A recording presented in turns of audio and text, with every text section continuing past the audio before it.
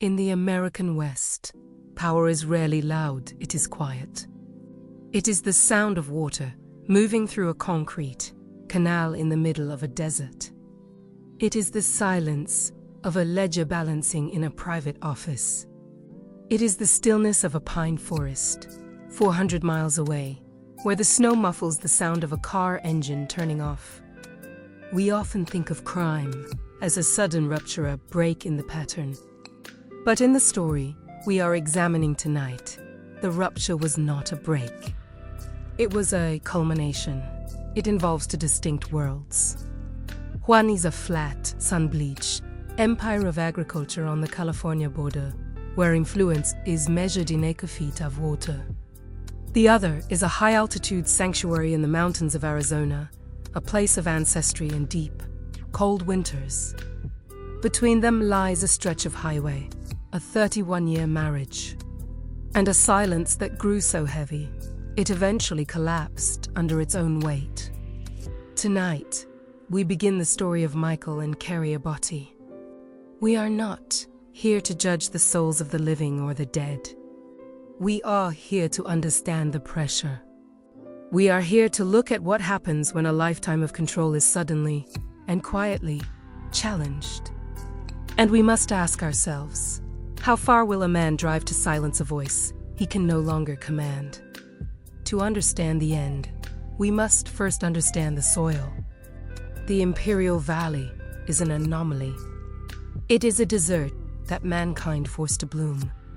It exists only because of the Colorado River, diverted through massive engineering projects to turn dust into billions of dollars of alfalfa, wheat, and winter vegetables. It is a place where nature is not just lived in, but conquered.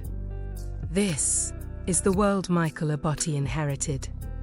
The Abotti name is woven into the geography of the valley. For over a century, the family has tilled this earth. Michael, a third-generation grower, didn't just work the land. He managed an empire. His operations were vast, reportedly generating over $10 million in annual revenue. He was a man accustomed to the mechanics of growth and the leverage of resources. In the valley, if you control the water, you can fuel. And then there was Carrie. If Michael was the earth and the water, Carrie and Penrod was the light. Those who knew her in her youth, up in the White Mountains of Arizona, speak of her with a kind of reverent nostalgia. In the early 1980s, she was Miss Navajo County. She was the prom queen. She was a violinist in the all-state orchestra. She was the girl who, according to her cousin, radiated light. She was a Penrod. In Pinetop, Arizona, that name means something.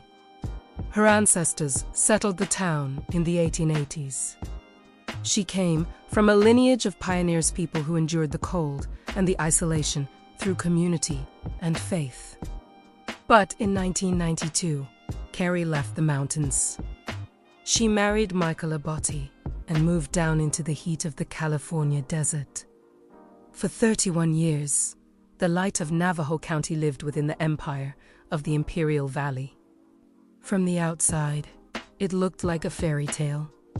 There were trips to Italy and Switzerland.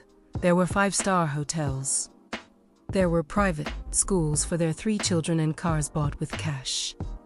There was the shimmering surface of the perfect American life. But perfection is often a fortress. And inside a fortress, it can be very difficult to see the sky. Carrie stopped working. She raised the children. She kept the home, and slowly, systematically, the vibrant, violin-playing student body president began to shrink. We must pause here and consider the psychology of a golden cage. When every need is met, but every resource is controlled by another, gratitude can slowly curdle into dependency. You live in a mansion, but you do not hold the keys. You wear expensive clothes, but you do not know the code to the safe. For 3 decades, this was the equilibrium. Michael managed the world. Carrie lived in it. Until the summer of 2023. Change, when it finally comes to a dynamic like this, is rarely an explosion. It is usually a quiet decision, made in the early hours of the morning. In August 2023, while Michael was away on a fishing trip, a moment where his physical presence was removed from the home, Carrie and Abotti packed her things. She did not move to a nearby apartment. She did not go to a friend's house in the valley. She drove 400 miles, climbing out of the desert floor, up through the scrubland, and back into the pines of Arizona. She went home. She moved to a property, the Collision, Pinetop, 14 acres of land that had once been a vacation retreat. But for Carrie, it became a sanctuary. There is a profound psychological shift that happens when a person returns to their ancestral ground.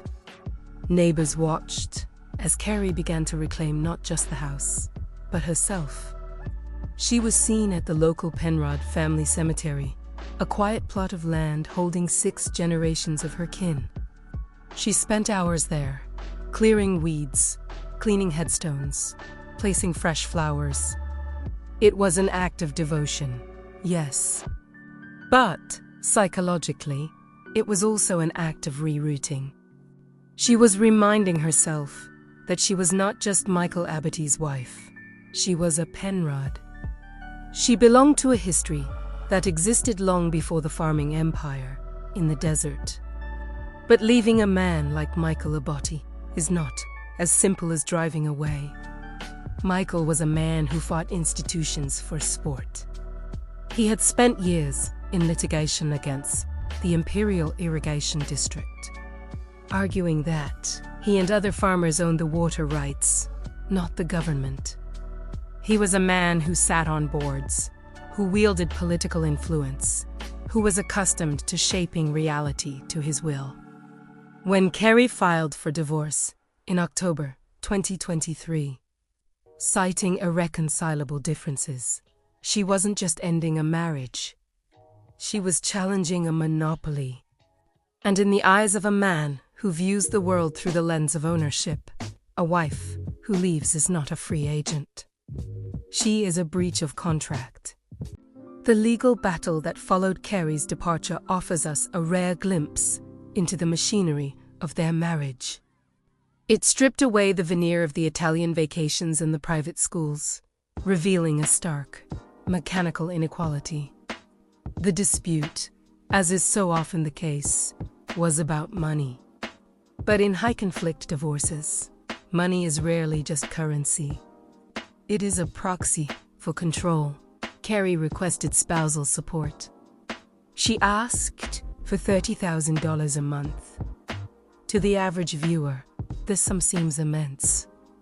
But in the context of the Abotti estate, it was a fraction. Carrie argued that she was barely scraping by. She was 59 years old. She had been out of the workforce for 24 years. She was living alone on a 14-acre property that required constant, grueling physical maintenance work she was doing herself because she could not afford help. She told the court that during the marriage, she had a very limited understanding of their finances. She claimed Michael had blocked her access to information about their community property. She was a woman who had signed papers she didn't understand and spent money she didn't earn. Now, she was in the cold, trying to heat a large house, asking for what she believed was her fair share of the empire she helped maintain. Michael's response was a masterclass in minimization.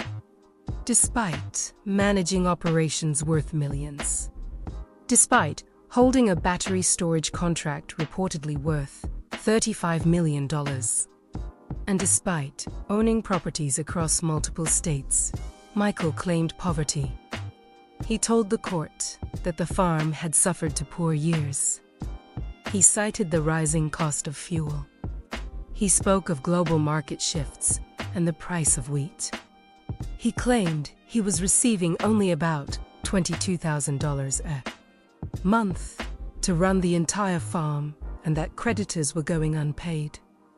He offered $5,000 a month. Consider the chasm between these two realities. On one side, a woman reconnecting with her dead ancestors, claiming she is breaking her body to maintain a home. On the other, a tycoon claiming he is merely a humble farmer at the mercy of the markets. Both narratives cannot be true. And this is where the tension begins to rise. Because for the first time in 31 years, Michael's narrative was not the only one that mattered. There was a third party involved now, the court.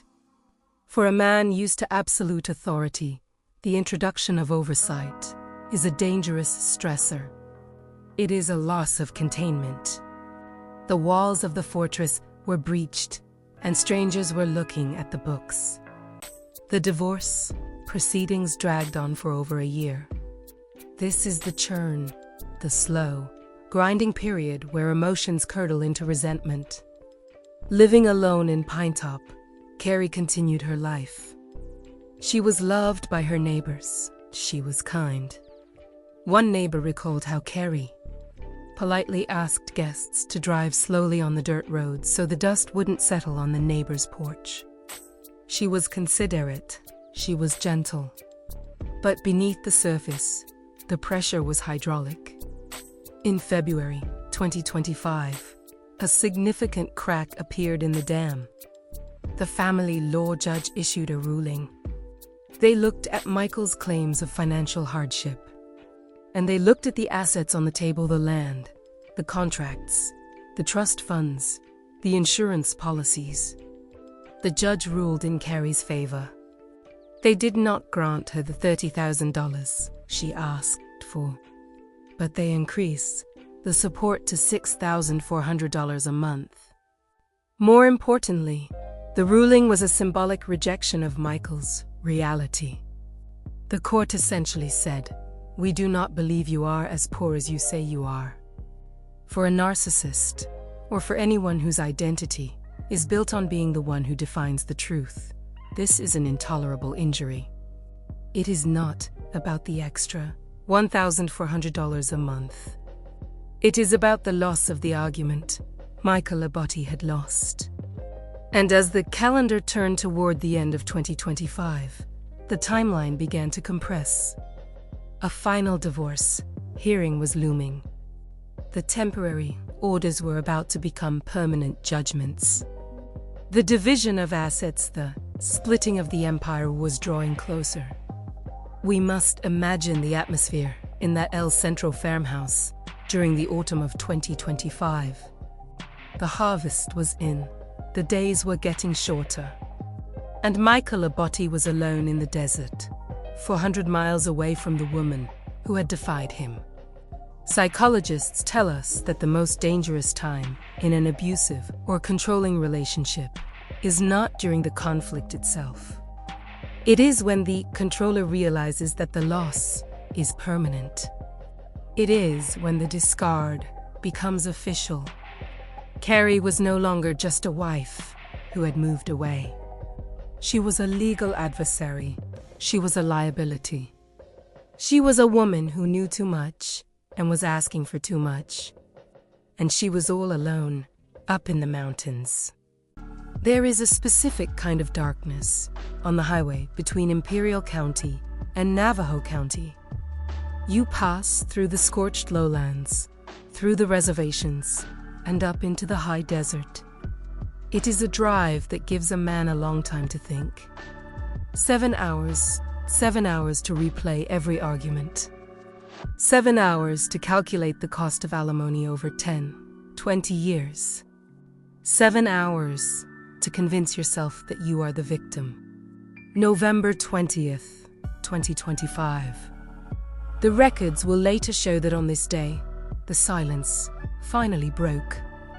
We do not know exactly what was going through Michael Abatti's mind. We only know the geography.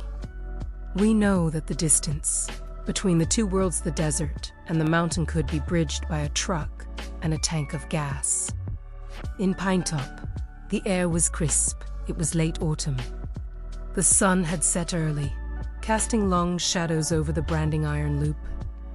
Carrie, an Abotti, was in her home, the sanctuary she had fought for. The place where she felt closest to the generations of Penrods who had come before her. She likely felt safe. She was 400 miles away from the source of her stress. She had the law on her side. She had a locked door. But a locked door is only a deterrent to a stranger. It is not a deterrent to someone who feels they own what is inside. As the evening of November 20th deepened, a vehicle approached the property. The headlights would have swept across the pine trees, briefly illuminating the quiet isolation of the house. There is a terrifying intimacy in what happens next. This was not a random burglary. This was not a crime of opportunity committed by a drifter passing through town. This was a collision of histories. The desert had come to the mountain. At 9:20 p.m., the Navajo County Sheriff's Office received a call. Whatever silence had existed in the Abotti marriage for 31 years was about to be shattered by the sound of a gunshot. And the questions that would arise from that single moment would echo from the cliffs of the Mogollon Rim all the way down to the flat, dusty fields of the Imperial Valley. Who holds the power when the marriage ends? What is the price of freedom? And what happens when a man who cannot lose decides to end the game? Violence is usually loud, but its aftermath is incredibly quiet. When the gunshot echoed through the branding iron loop on the night of November 20th, 2025, it didn't just end a life, it suspended time.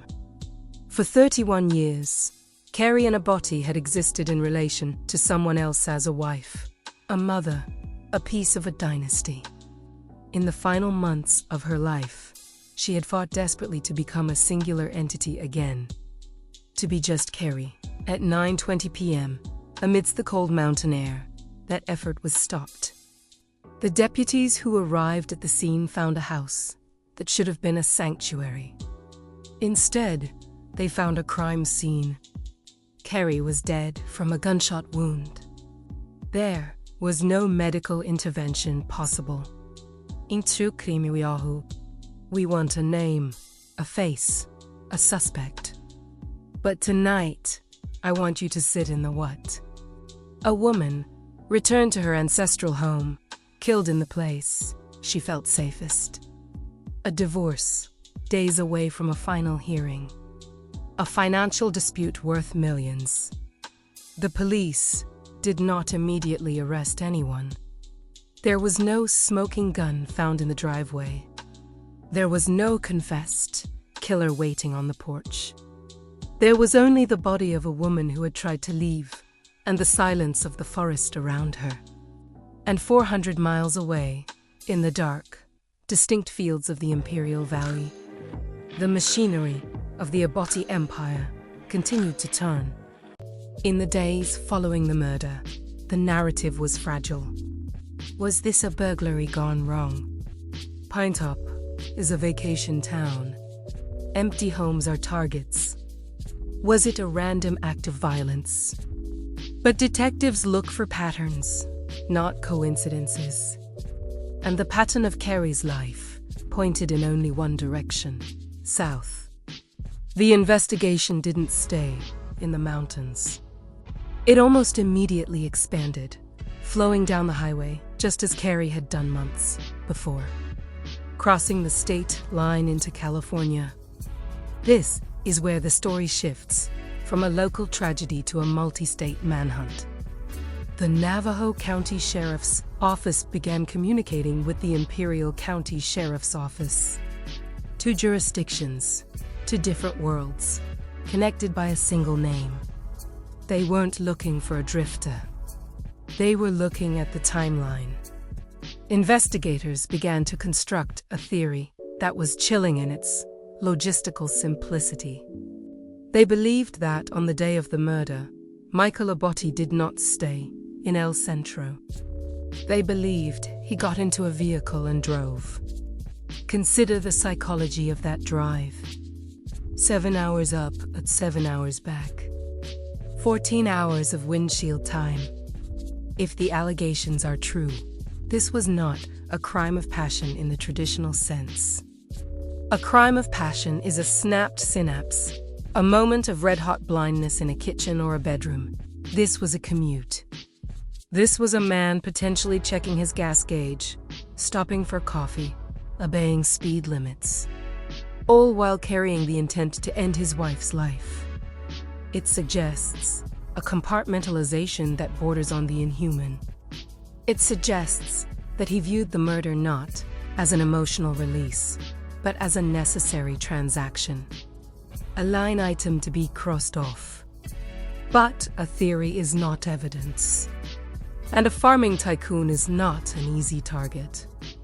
Michael Abotti was surrounded by layers of protection wealth, legal counsel, and the sheer presumption of respectability that comes with his last name. To touch him, they would need more than a theory. They would need to breach the fortress. 12 days passed. 12 days where Michael Abotti walked free. 12 days where the community whispered, but nobody spoke on the record. In the Imperial Valley, the fear of the Abotti influence is real. Reporters noted that residents declined to be interviewed, afraid of retaliation. Silence, in this valley, is a survival strategy. But the law has a different way of speaking. On December 2nd, the silence was broken by the sound of search warrants being executed. It was a coordinated strike. Detectives descended on multiple locations in El Centro. They hit the main residence on Aurora Drive. They searched family homes. They tossed to camp trailers. They went through to vehicles. Psychologically, this is the moment the power dynamic finally flips. For 31 years, Michael had controlled the flow of information. He decided what Carrie knew about the bank accounts. He decided who owned the water rights. He decided the narrative. But a search warrant is a total loss of control. Strangers were now opening his drawers. They were downloading his hard drives. They were looking under his seats. They were taking the physical artifacts of his life and sealing them in evidence bags. The sheriff's office later stated that a significant amount of evidence was seized. We do not know exactly what they found. Was it a weapon? Was it a receipt for gas purchased in Arizona on November 20th? Was it GPS data from a truck that supposedly never left the farm? We only know that the investigators spent weeks analyzing what they found. They were building a cage, bar by bar. And Michael Abotti, the man who had spent a lifetime building an empire, could do nothing but watch. This is the phase of the story we call the doubt. For the public, it is a time of speculation. Did he really do it? Would a man with that much money risk it all? Why not just pay the alimony? But murder is rarely about the math of money. It is about the math of ego. To pay the alimony is to admit defeat. To kill is to assert ultimate control. Justice, when it moves, can be surprisingly swift. 33 days. That is all it took. From the moment the gun was fired on November 20th to the moment the handcuffs clicked shut, only 33 days passed. In the world of complex, circumstantial homicide investigations, this is light speed. On December 23, 2025, prosecutors presented their case to a Navajo County grand jury. Grand jury proceedings are secret. We do not know what was said in that room. We do not know which witnesses testified or what digital ghosts were projected onto the screens. But we know the result. The grand jury returned an indictment, first-degree murder. At 3:20 p.m. that same day, in Ancestral, California, Michael Abotti was arrested. He was taken into custody on the 100 block of Maccabee Road right, in the heart of the territory his family had shaped.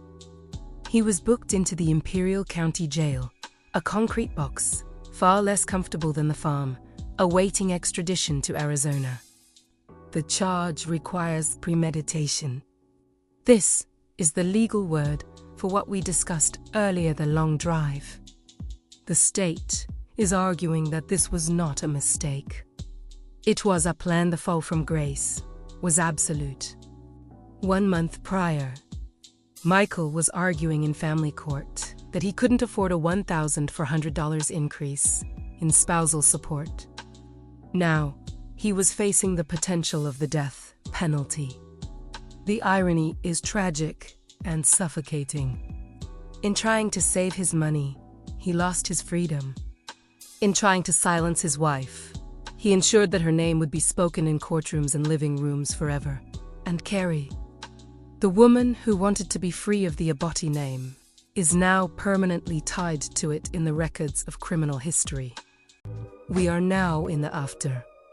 But do not mistake an arrest for an ending. An arrest is merely an opening statement. As we wait for the trial, which could be months or years away, we are left with haunting questions. The spaces between the facts are where the tension still lives. First, the evidence. What exactly did they find in those camp trailers? Did Michael keep a souvenir? Did he make a mistake? In 2025, it is nearly impossible to travel 400 miles without leaving a digital footprint. Did his phone ping a tower in Pinetop? Did a license plate reader catch his truck? Or did he leave something more visceral behind? Second, the alibi. Where does Michael say he was? A man of his stature surely has employees, friends, family. Did anyone see him in El Centro that night? Or is there a 7-hour gap in the record that no amount of money can fill? Third, the weapon. Has the gun been recovered? Ballistics are the fingerprints of a bullet. Without the weapon, the prosecution's case relies on circumstance. With it, the case is a lock. And finally, the question that haunts every domestic tragedy. Why now? Why? After 31 years, after the separation was already done, after the court had already ruled, why cross the line from control to destruction? Was it the looming final hearing? Was it the realization that Carrie was actually happy without him? We may never know the internal monologue of that drive. We only know the result. The story of Michael and Carrie Abotti is a modern American tragedy. It is a story about the collision of two very different types of power. Michael had the power of the heavy hand, the power of water rights, bank accounts, and legal bullying. He was the master of the material world. Carrie had the power of the spirit, the power of resilience, of returning to one's roots, of tending to the graves of ancestors, and trying to bloom late in life. In the end, Michael's power was destructive. It sought to crush what it could not control. But Carrie's power is lasting. She returned to Pinetop to reclaim her identity. And though her life was cut short, she succeeded in one vital way. She is no longer just the wife in the shadow of the Tycoon. She is the central figure of the story. As the legal process moves forward, Michael Abotti will sit in a cell, stripped of his empire, stripped of his control. He will have a long time to think about that drive. And up In the White Mountains, the snow will fall on the Penrod Cemetery. The seasons will change, the silence will return, but it will not be the silence of submission. It will be the silence of peace. This has been a quiet crime story. Thank you for listening.